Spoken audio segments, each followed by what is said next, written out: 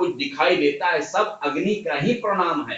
इसीलिए ऋग्वेद का पहला मंत्र जब आप पढ़ते हैं, अग्निम ईड़े पुरोहितम होतारम यज्ञधात्म, मतलब पहला मंत्र, क्योंकि सब कुछ शुरू ही होता इससे, दुनिया ही शुरू होता अग्नि से, या पृथ्वी या ब्रह्मांड या सब कुछ जो शुरू होता है वो अग्नि से शुरू होता है।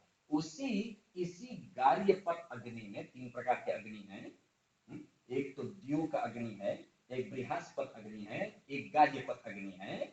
इस अग्नि में, यहाँ के अग्नि में आप होम कर रहे हो, तो इस अग्नि में आप जो फिजिकल अग्नि है उसमें आप फिजिकल घी और हवन सामग्री डालते हैं, ठीक है ना।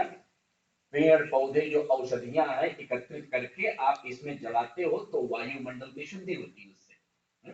घी यदि करते हो तो घी का जो परमाणु जो बिखरता है उसको आप यदि आप अंदर लाते हो तो अंदर बहुत आपका मुलायम कर देता सब कुछ, मन को भी शांत कर देगा, सब कुछ शांत कर देगा अंदर, ये इसका परिणाम है।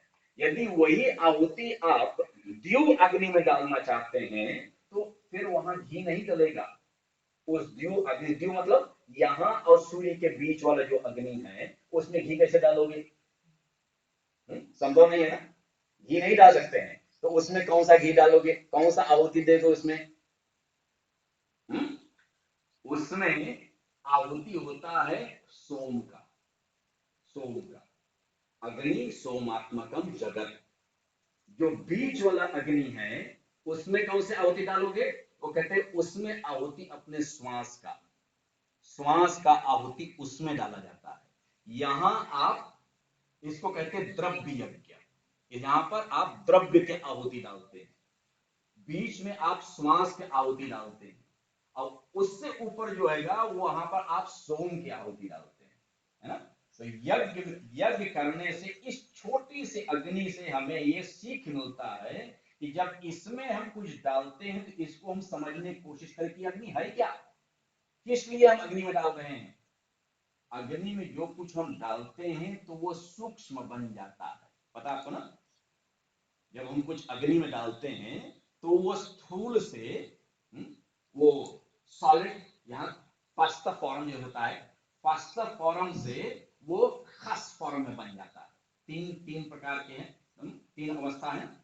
एक तो फास्ट फॉर्म है, एक लिक्विड मतलब फ्लूइड फॉर्म होता है, और वही एक खास फॉर्म बन जाता है।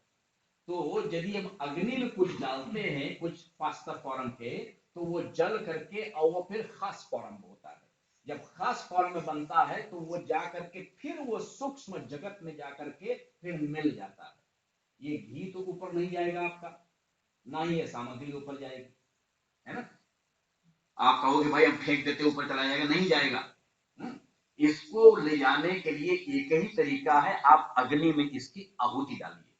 अग्नि इसको जहां पर जाना, अग्नि इसका वाहक है। वाहक मतलब व्हीकल, ट्रांसपोर्ट मिडल, जिससे वो ट्रांसपोर्ट होता है। तो आप यहाँ पर यज्ञ करते हैं, वेद के मंत्र से यज्ञ करते हैं, और मैं समझता हूँ आचार्य जी के बहुत बहुत अनुकंपा है कि यहाँ आपको वेद पारायण करके और पूरे वेद से वेद पारायण करके आपको यज्ञ करा रहा है, तो आप इसमें बहुत बहुत भाग्यशाली हो।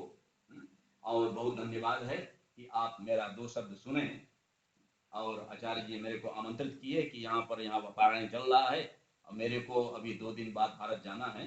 तो इस प्रवास में मेरे को 2 ही दिन था, या तो आज करते या तो कल करते, तो कहते हैं आज ही सही।